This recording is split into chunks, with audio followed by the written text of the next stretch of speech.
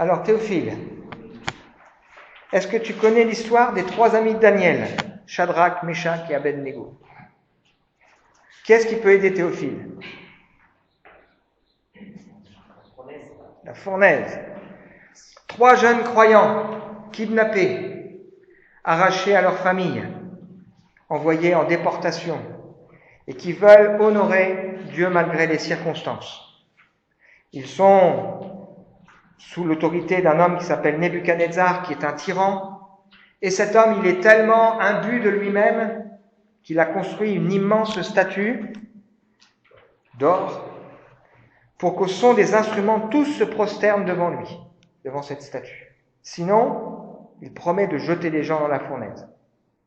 Alors on vient trouver le roi parce qu'on est jaloux de ces 3 hommes. Et on vient trouver le roi en lui disant, il y en a 3 là, ils ne veulent pas se prosterner devant cette statue. Alors le roi est irrité, il fait le test, et quand il fait le test, il refuse de se prosterner. Et il leur dit, quel est le Dieu qui pourrait vous délivrer de ma main? Et ces hommes répondent au roi, ô Nebuchadnezzar, il n'est pas nécessaire de te répondre sur ce point. Si nous sommes jetés dans la fournaise où brûle un feu ardent, notre Dieu que nous servons peut nous en délivrer, ainsi que de tes mains, ô roi. Mais s'il ne le fait pas, sache bien, ô roi, que nous n'adorerons pas tes dieux et que nous ne nous prosternerons pas devant la statue d'or que tu as fait ériger. Il est en colère, alors il décide de faire chauffer la fournaise encore plus fort et de les jeter ligotés dans la fournaise. Les hommes qui sont chargés de les jeter sont, en s'approchant du feu, le feu est tellement fort qu'ils meurent, ils perdent la vie. Et puis tout à coup, il regarde, il est rempli de fureur et de stupeur, pardon. Il voit non pas 3 hommes, mais 4 hommes. Et il dit, le 4e ressemble à un fils de Dieu. Il fait sortir ces hommes de la fournaise et ils n'ont rien, leurs vêtements ne sentent même pas la fumée. Et il dira, vous avez bien fait, et je décrète maintenant, il ne faut plus parler mal du Dieu de ces 3 hommes. Il n'y a pas d'autre Dieu qui puisse sauver comme le Dieu de Shadrach, Meshach et Abednego. Quelle histoire! Une histoire qui introduit le sujet d'aujourd'hui, puisqu'aujourd'hui on va parler d'épreuves, de beaucoup d'épreuves. Chouette. Mais aussi de joie, de beaucoup de joie. On va parler aussi de rentrer en soi-même et de faire un examen de conscience honnête sur son cœur. Et puis on va parler de se confier et de se laisser diriger par Dieu. Alors comme d'habitude, j'aime dire que c'est le cheminement de tout ce qu'on a déjà partagé ensemble depuis le début de ce culte, qu'on est venu rendre à Dieu. On est là parce qu'on veut dire à Dieu que nous l'aimons. David, avec le psaume 32 qu'on a lu en introduction, nous parle du bonheur extraordinaire qu'il a expérimenté quand enfin, au lieu de lutter dans son cœur et d'être à bout de force, il a capitulé devant Dieu, il a avoué ses fautes. Il a reconnu son péché. Et il a expérimenté le pardon et la grâce de Dieu. Et puis il a accepté de maintenant laisser sa vie dirigée par le Seigneur. Et il nous laisse cette invitation en disant, mais que surtout nous ne soyons pas comme un cheval ou un mulet stupide qui refuse d'écouter la voix de Dieu. Parce que parfois c'est ça. On est des chevaux stupides ou des mules qui n'en font qu'à leur tête et qui ne veulent pas écouter la voix de Dieu. Et il dira, il y a beaucoup de tourments pour celui qui est dans cette situation. Mais celui qui se confie en Dieu, qu'il se réjouisse. On a partagé le témoignage de cet homme dans la vie de Dieu, dans la vie duquel Dieu a changé la vie, qui a mis de l'ordre. Et puis on a lu ce texte de 2 Corinthiens au chapitre 5 qui nous parle que nous sommes de nouvelles créatures et que Dieu a mis en nous le mystère de la réconciliation. Parce que ce que Dieu veut, c'est que nous soyons des ambassadeurs qui invitons ceux qui sont autour de nous en disant « Sois réconcilié avec le Seigneur ». Souvent, les conflits qu'on a les uns avec les autres sont plutôt des conflits qu'on a avec le Seigneur. Sois réconcilié avec Dieu. Jésus l'innocent a pris le péché. La suite est intéressante. On ne l'a pas lu, parce qu'on ne peut pas tout lire. Paul nous dit, pour que notre ministère soit sans reproche, c'est pas que le ministère de Paul, mais le ministère de tous, le ministère de la réconciliation. Nous évitons en toute chose de causer la chute de qui que ce soit. Nous nous rendons recommandables comme serviteurs de Dieu. Comment on voit un serviteur de Dieu? Il persévère sans faille dans les détresses, les privations, les angoisses, les coups, par la pureté, par la connaissance, par la patience, par la bonté, par l'Esprit Saint, par l'amour sans feinte pour la parole de la vérité, par la puissance de Dieu. Et il ajoute un peu plus loin, après avoir fait toute une liste, nous sommes affligés, mais nous sommes toujours joyeux, nous sommes pauvres et nous faisons beaucoup de riches. Ce que Paul ici, c'est que l'épreuve que nous traversons les uns et les autres, elle en dit long sur notre foi. Est-ce qu'on va malgré l'épreuve tenir bon? Elle est pure. Elle est pure aussi les amitiés.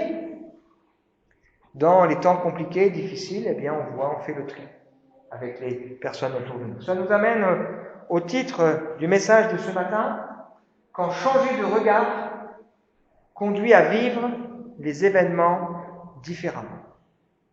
Quand changer de regard conduit à vivre les événements différemment. C'est aussi un message qui fait la suite, puisque en ce moment on étudie ici la première lettre de Pierre et on a vu ensemble qu'il faut être préparé et lucide pour vivre les temps qu'il nous reste sur la terre. Et puis la semaine dernière, on a vu que bien vivre, c'est raisonner comme un gérant des grâces que Dieu nous a confiées. Alors aujourd'hui, on va lire une histoire, la suite, qui nous invite à changer de regard pour vivre les événements différemment. J'ai déjà eu l'occasion de raconter, mais il y a longtemps, cette histoire de deux vendeurs de deux compagnies différentes de chaussures qui sont envoyés dans la brousse pour vendre des chaussures. Le premier, il appelle son patron, il a dit « Je rentre, ça sert à rien, ici personne n'a de chaussures. C'est foutu. » Le second, il appelle son patron, il a dit « C'est formidable, ici personne n'a de chaussures, envoyez-moi tous les stocks. » C'est une question de regard. Quel regard on va porter sur les choses? Alors le texte de ce matin, 1 Pierre, chapitre 4, versets 12 à 19. Mes chers amis, qui est aussi traduit par bien-aimés, vous avez été plongés dans la fournaise de l'épreuve. N'en soyez pas surpris, comme s'il vous arrivait quelque chose d'anormal. Au contraire, réjouissez-vous, car vous participez aux souffrances du Christ, afin d'être remplis de joie et dans l'allégresse, quand il paraîtra dans toute sa gloire. Si l'on vous insulte parce que vous appartenez au Christ, heureux êtes-vous, car l'Esprit glorieux, l'Esprit de Dieu repose sur vous. Qu'aucun de vous n'ait à endurer une punition parce qu'il aurait tué, volé ou commis quelque autre méfait, ou encore parce qu'il se serait mêlé des affaires d'autrui. Mais si c'est comme chrétien qu'il souffre, alors qu'il n'en éprouve aucune honte, qu'il fasse au contraire honneur à Dieu en se montrant digne de ce nom. Maintenant a lieu la première étape du jugement. Il commence par le peuple de Dieu. Et s'il débute par nous, quel sera le sort final de ceux qui refusent de croire à l'évangile de Dieu? Comme le dit l'Écriture, si le juste est sauvé à travers toutes sortes de difficultés, que vont devenir le méchant et le pécheur? Ainsi donc, que ceux qui souffrent parce qu'ils obéissent à la volonté de Dieu s'en remettent entièrement au Créateur qui est fidèle et qui continue à faire le bien.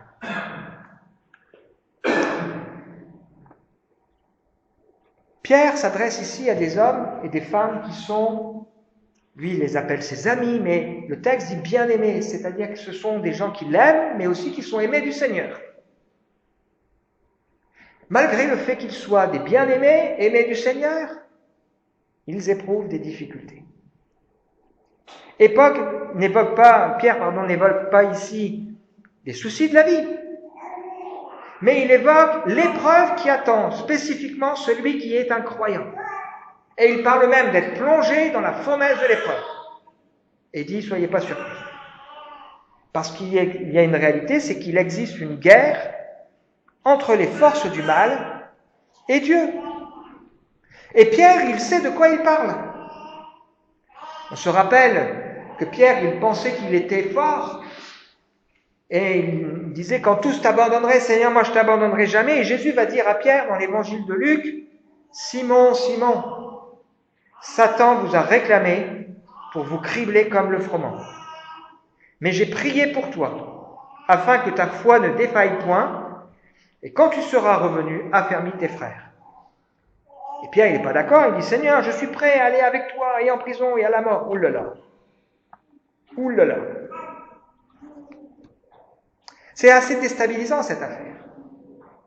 Le diable ne fait pas ce qu'il veut. Il a réclamé le droit de toucher aux disciples. Et Dieu a accordé ce droit. C'est-à-dire que Dieu fixe les limites, clairement. Jésus, qui le sait aussi comment tout ça va finir. C'est déstabilisant parce que le Seigneur aurait pu prier en disant « Père, éloigne cette épreuve de Pierre et des disciples. » Mais il l'a laissé. Et la prière que Jésus a faite, c'était une prière pour que la foi de Pierre ne défaille pas. Pierre va faillir, mais sa foi va lui permettre de revenir au Seigneur en prenant conscience qu'il n'est pas rejeté et Dieu se servira de cette épreuve. Et je suis personnellement convaincu que Pierre n'aurait pas pu avoir le ministère qu'il a eu s'il n'avait pas connu cette expérience. Cette expérience qui l'a rendu humble, qui, au lieu de dire aux autres qui sont faibles, il parle ici avec douceur de quelque chose qu'il connaît. Qu'est-ce qui s'est passé dans l'histoire ? Si vous regardez de près, vous voyez que c'est le diable qui est derrière tout ça, mais il ne se passe que des événements naturels. Jésus est arrêté, Pierre il suit de loin, il s'approche, il y a du monde, puis il y a une servante qui le démasque, qui dit « Mais toi, tu étais avec eux, tu es aussi un de ses disciples ?» Il dit « Non, pas du tout. » Un peu plus tard, il y en a un deuxième, « Mais toi, tu étais avec eux ?» Non. Puis un peu plus tard, un troisième. Et c'est là que le coq se met à chanter. Pierre regarde vers Jésus, leurs regards se croisent et il se met à pleurer amèrement. Et il assiste, impuissant, à la scène où Jésus est injurié, frappé, livré entre les mains des autorités religieuses, accusé et faussement condamné. Il sait de quoi il parle quand il évoque l'épreuve. Parce que l'épreuve, il l'a vécue. Et l'épreuve, elle fait partie de la vie chrétienne. L'apôtre Paul raconte aussi qu'il est passé par toutes sortes d'épreuves. Et même, avant même qu'il soit converti, quand Ananias, Dieu lui met à cœur d'aller trouver Paul pour parler et prier avec lui, il dit « Attends, moi je ne veux pas y aller, il persécute l'Église. » Dieu dit à Ananias « Vas-y, cet homme, c'est un instrument que j'ai choisi, il va porter mon nom devant les nations, les rois et les fils d'Israël, et je lui montrerai tout ce qu'il doit souffrir pour mon nom. » C'est-à-dire qu'il n'est même pas encore converti. Que Dieu dit à son serviteur, non, mais il n'est pas peur, lui il va souffrir pour mon nom. C'est un signe qu'il est bien, qu'il marche bien avec moi. Ce qui m'aide dans ma vie chrétienne, ce n'est pas les frères et sœurs qui n'ont jamais traversé de difficultés. Parce que ça ne ressemble pas à ma vie. Ce qui m'aide dans ma vie chrétienne, ce sont ceux qui, malgré l'épreuve, restent fidèles au Seigneur. Et c'est ça qui interpelle ma foi. Et c'est ça qui interpelle aussi ceux qui sont autour de nous. J'ai déjà eu l'occasion de parler d'Alain Stamp, un frère qui maintenant a un peu plus de 70 ans, qui a traversé 20 ans d'épreuve avec une femme malade. Et quand on lui demande pourquoi, qu'est-ce qui lui donne l'autorisation de pouvoir parler à des jeunes en formation, il dit c'est mes 20 ans de souffrance. Où le Seigneur m'a parlé, où le Seigneur a été fidèle. Alors je vais vous faire un aveu, ça m'est déjà arrivé d'être envieux, parfois devant certains frères, où j'avais l'impression que c'était plus facile que moi. Le ministère était dans des églises où il n'y avait pas besoin de marcher par la foi, où il y avait un certain succès, etc., qui avaient l'avantage d'être nés dans des familles où la famille est connue, donc ils ont des soutiens, etc., etc. J'avais tort. J'ai demandé pardon au Seigneur. Pourquoi ? Parce que d'abord, je ne vois pas l'envers du décor. Et parfois, certains, l'envers du décor, il n'est pas beau. Il y a des gens qui n'ont pas été fidèles à Dieu. Et puis, ils ont aussi leurs difficultés et leurs épreuves. Et le succès ne rendra jamais quelqu'un satisfaisant. Ce qui va rendre quelqu'un satisfaisant, c'est sa communion avec Jésus-Christ. Ce qui va me rendre satisfait de ma vie chrétienne, c'est ma relation avec le Seigneur. C'est pour ça qu'il n'y a pas de paradis sans Dieu. Et on ne pourrait pas parler du paradis. Ce qui caractérise le paradis, c'est le fait que je suis dans la présence de Dieu, sans aucun obstacle, plus de péché, qui m'empêche de vivre pleinement ma relation avec lui. Et donc, il n'y a pas de paradis sans Dieu, il n'y a pas de véritable bonheur et satisfaction sans communion avec le Seigneur. Donc, l'épreuve n'est pas une fin en soi, mais le Seigneur la permet. Et ici, il nous dit, soyez pas surpris, ça vous arrive. Pourquoi ? Parce que l'épreuve, elle teste, elle est pure, elle enlève les choses qui ne sont pas bonnes, elle nous fait rentrer en nous-mêmes et regarder au plus profond de nos cœurs en nous disant, bon, il y a encore des choses qui doivent changer. C'est un passage obligé. Deuxième chose qu'on retire de ce texte, de ce court passage, c'est qu'il faut se réjouir. On va dire, mais ils sont fous, c'est pas ces Gaulois, hein. Ils sont fous, ces Romains. Ils sont fous, ces chrétiens. 4 fois dans ce texte, en 2 versets, il parle de se réjouir. Au contraire, réjouissez-vous. Vous participez aux souffrances de Christ. Soyez remplis de joie. Et je l'ai rajouté parce que dans le texte original, ça y est, avec allégresse, quand il paraîtra dans toute sa gloire. Si on vous insulte parce que vous appartenez au Christ, heureux êtes-vous, car l'Esprit glorieux, l'Esprit de Dieu, repose sur vous. Mais qu'est-ce que ça veut bien dire ? On voit au moins plusieurs raisons. La première, c'est que nous sommes en communion plus forte avec lui. Quand on traverse l'épreuve, si on la traverse avec Dieu, on est en communion plus forte avec lui. Qu'est-ce qui se passe quand une personne traverse une épreuve, une maladie ? Ça la rapproche des gens qui sont malades. Il dit, mais toi, tu as traversé ça, tu me comprends. Quelqu'un qui traverse une difficulté avec le chômage, ça rapproche de quelqu'un qui a connu le chômage. Quelqu'un qui traverse une difficulté de couple, une difficulté avec les enfants, il se sent compris par quelqu'un qui a traversé ces choses. Et nous, dans l'épreuve, quand on est accusé injustement à cause de notre foi, on est plus proche du Seigneur. Parce qu'il nous comprend. Parce qu'il a traversé toutes ces choses. Personne ne vous comprendra mieux que le Seigneur. Et la Bible parle aussi pour nous de la communion dans les souffrances que Christ a connues. Trahison, abandon, calomnie, solitude, etc., etc. Mais ça nous rend plus proches du Seigneur. L'Évangile a certains côtés choquants, mais souffrir à cause de sa foi, quelque part, l'Évangile nous révèle que c'est un cadeau que Dieu nous fait. Philippiens chapitre 1er, verset 29, « Il nous a été fait la grâce par rapport à Christ, non seulement de croire en lui, mais encore de souffrir pour lui. » Connaître Christ et la puissance de sa résurrection et la communion de ses souffrances. Comment je peux parler de consolation si ce n'est quand j'ai été affligé, abattu et que le Seigneur m'a consolé? Comment je peux parler de la paix de Dieu qui surpasse l'intelligence? C'est parce que j'ai traversé des moments compliqués où je peux dire que j'ai reçu la paix du Seigneur.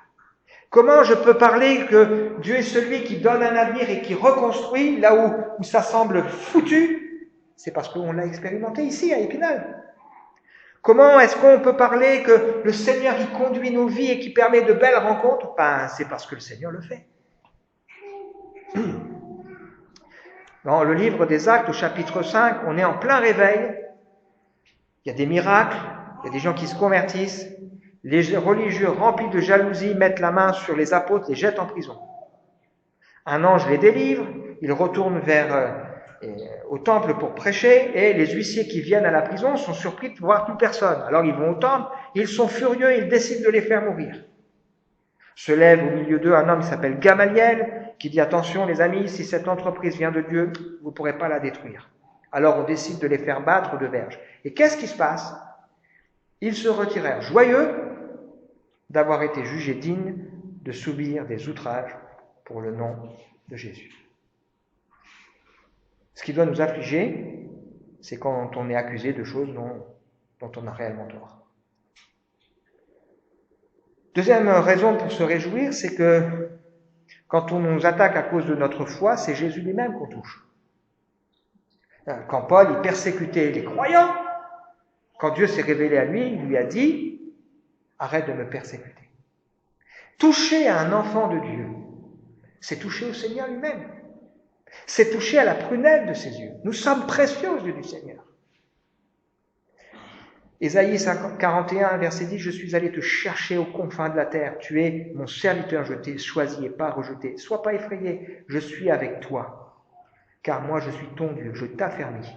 Je viens à ton secours. Pour sûr, je te soutiens de mon bras, dont celui qui fait justice.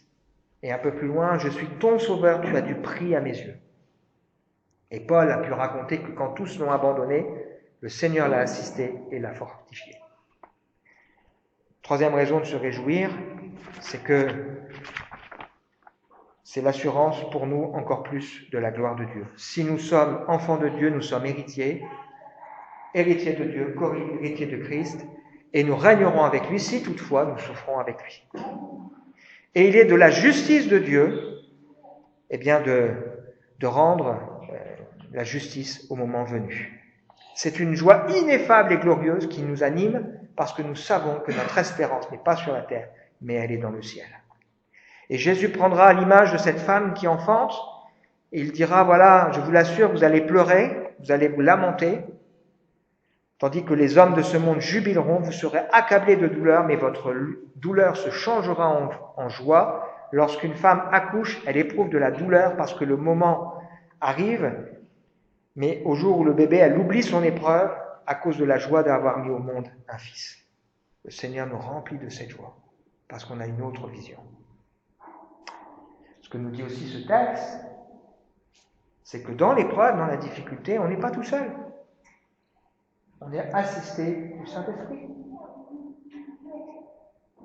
L'Esprit glorieux, l'Esprit de Dieu repose sur nous. Et cet esprit, c'est un esprit de consolation. C'est un esprit qui nous remplit de force, d'amour et de sagesse. Et le Saint-Esprit fait des choses incroyables. Paul et Silas sont arrêtés à Philippe. Qu'est-ce qu'ils font? Ils chantent des cantiques. Et à un moment donné, les portes de la prison s'ouvrent, parce que Dieu intervient, il y a un tremblement de terre, les portes de la prison s'ouvrent.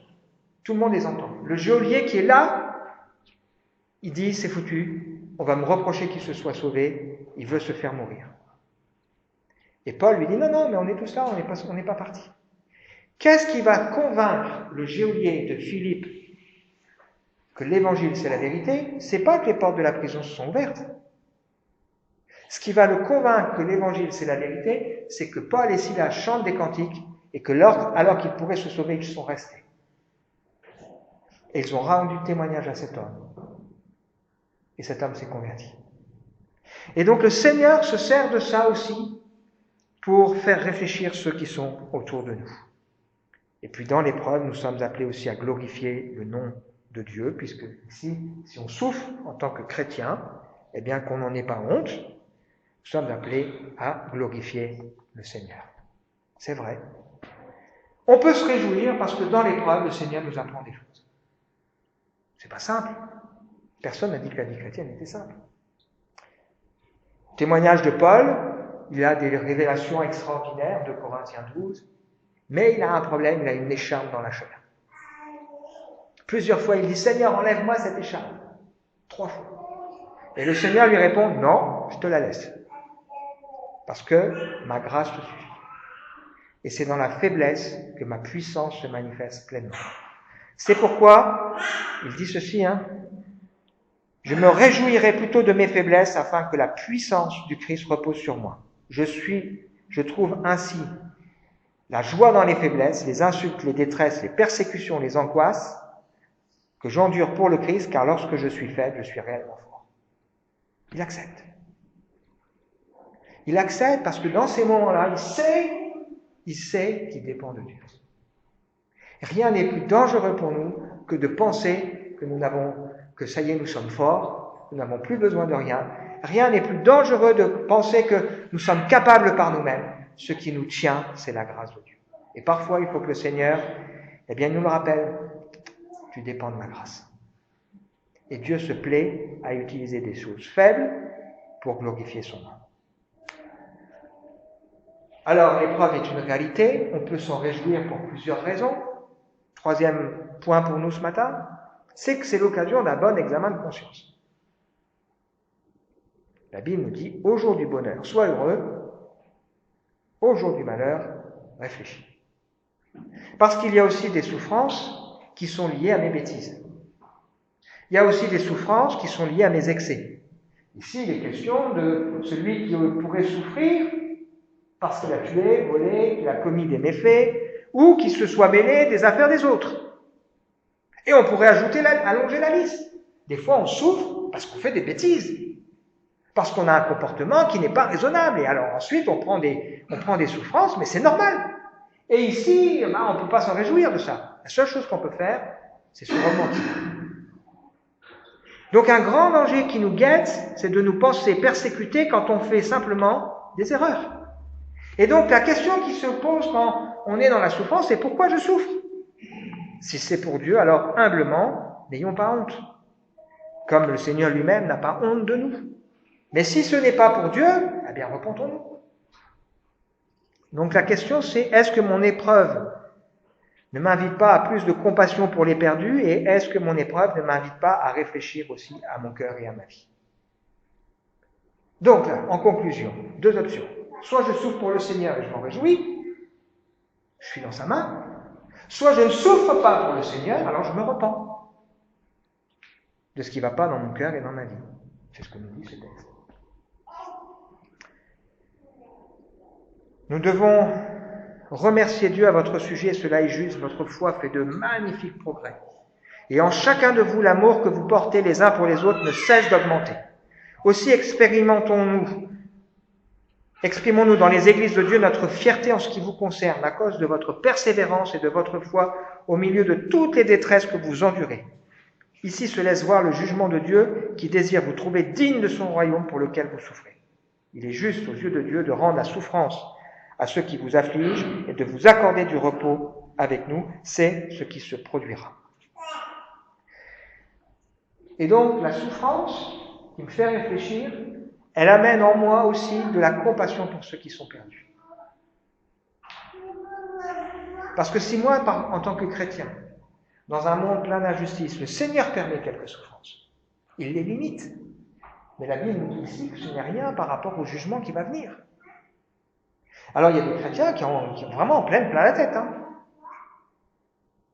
Le Seigneur les tient. Mais c'est rien par rapport aux souffrances que vont connaître ceux qui ne connaissent pas Dieu. Et donc quand je prends conscience de ça, je me rends compte que dans ce monde d'injustice, le Seigneur permet la souffrance. Je me dis, mais qu'est-ce que sera l'enfer pour ceux qui n'auront pas voulu du Seigneur?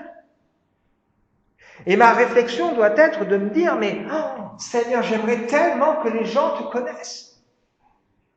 Parce que c'est vrai que nous, parfois, et souvent, nous sommes comme Lot un peu. Bon, il est probable que ce soit une allusion à Lot, sauvé comme au travers du feu. Franchement, quand vous lisez l'histoire de Lot, qu'est-ce que Dieu a dû insister? Alors il va le trouver, parce que c'est un juste qui vit là où il ne devrait pas être.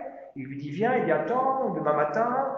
Puis après, il lui dit, attends, mais on va pas aller trop loin, pas trop vite, laisse-moi du temps. Enfin, et Dieu, il insiste. Et c'est ce que Dieu fait avec nous. Alors Lot, il a eu des souffrances, mais... Donc deux options. Soit je souffre à cause de mon péché, auquel cas je veux me repentir. Soit je souffre pour autre chose, auquel cas je veux me réjouir en me confiant dans le Seigneur. Et c'est le dernier point. Que ceux qui souffrent, parce qu'ils obéissent à la volonté de Dieu, s'en remettent entièrement au Créateur qui est fidèle. Ici, l'idée, c'est de déposer un bien, le mot qui est employé, c'est comme si on déposait un bien pour qu'il soit en sécurité. Nous savons que la force, la paix, le calme, la douceur, la grâce, le secours, le soutien, l'espérance, tout ça, ça vient de Dieu. Alors confions-nous à lui, qui nous remplisse de sa force, de sa paix, de son calme, de sa douceur, de sa grâce. Jacques exhorte en disant que si quelqu'un est dans la souffrance, qu'il prie, qu'il se confie au Seigneur. Et l'idée ici, c'est de se confier entièrement au Créateur, en nous rappelant que celui à qui nous nous confions, c'est celui qui est Seigneur du ciel et de la terre. et qui pourra prendre soin de nous. Le principe de nos vies chrétiennes, c'est de nous en remettre à Dieu. Et cette démarche, c'est pas une démarche qu'on fait qu'une fois. Un jour, je demande, Seigneur, je te confie ma vie. C'est bon maintenant, c'est fait. Non, c'est quelque chose qu'on renouvelle. Seigneur, je te confie ma vie, mon cœur. Je te confie ma journée. Je te confie, Seigneur, ma famille. On le renouvelle. Je te confie mes choix. Je te confie mon cœur. Je m'en remets à toi, Seigneur. Et j'accepte ce qui va, ce qui ne va pas. Je l'accepte parce que je me confie en toi, Seigneur. C'est toi, Seigneur, qui as créé le ciel et la terre et tout ce qui s'y trouve. Et Dieu fait ce que sa main et son conseil ont décidé d'avance. Jésus, lorsqu'il voit les gens qui refusent Jean-Baptiste parce qu'il est trop sévère, qui refusent Jésus parce qu'il est trop gentil, il dit, je te loue, Seigneur, du ciel et de la terre. Père, tu as caché ces choses aux sages et aux intelligents et tu les as révélées aux enfants. On s'en remet à Dieu parce qu'on a la perspective de l'éternité. Le présent de ceux qui sont perdus est régi par leur passé. Toute leur vie présente, ils ont « Ah oui, mais hier, merde, pourquoi ?» Le présent de ceux qui sont sauvés est régi par leur avenir. On sait où on va et pourquoi on y va. Et la question pour nous, c'est quoi qui guide ma vie aujourd'hui? Est-ce que c'est mon passé? Pas juste, pourquoi moi? Voilà. Ou est-ce que c'est mon avenir? Je vous invite à lire le livre de Jérémie au chapitre 32, un texte extraordinaire. Vous avez Jérémie qui est en prison, qui est en une période d'occupation, et Dieu lui dit, tu vas acheter un champ. Et vous avez Jérémie qui accepte d'acheter un champ dans une période occupée, qui dit, Seigneur, je ne me suis pas trompé. Et le Seigneur dit, non, tu ne t'es pas trompé, parce qu'un jour, je ferai mon œuvre. Pourquoi Dieu fait ça avec Jérémie? Parce qu'il guide Jérémie pour que Jérémie soit guidé par son avenir. Et pour montrer à travers ce prophète que c'est l'avenir qui doit le guider, dans la manière dont il investit les choses. Incroyable. Conclusion pour nous ce matin. Dans la fournaise de l'épreuve, 4 questions nous sont proposées. Ne pas être surpris, mais réaliser que c'est un honneur. Se réjouir, mais aussi réfléchir pourquoi.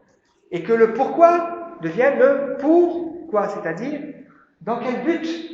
Qu'est-ce que le Seigneur veut faire de ce que je vis là?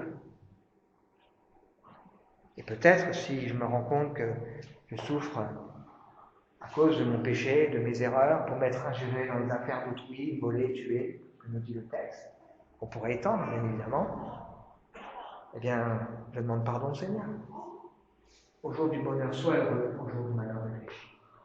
Et puis surtout, s'en remettre fidèlement au Créateur, en continuant de faire ce qui est bien, ce qui est juste. Voulons-nous vivre notre présent sous la direction de notre passé ou sous la direction de notre avenir? Je veux vivre mon présent sous la direction de mon avenir, pas mon passé.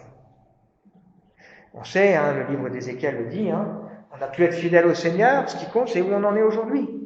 On a pu être infidèle au Seigneur, ce qui compte c'est où on en est aujourd'hui. Et aujourd'hui, si on entend la voix de Dieu, qu'on n'endurcisse pas son cœur, mais qu'on ouvre, qu'on dise Seigneur, je te donne mon cœur, je te donne ma vie. Qu'est-ce que l'épreuve va nous apprendre sur nous-mêmes et sur notre relation avec le Seigneur? On veut prier ensemble? Peut-être on peut prendre quelques instants de silence pour nous permettre de réfléchir un peu avant que je puisse prier pour tout ça.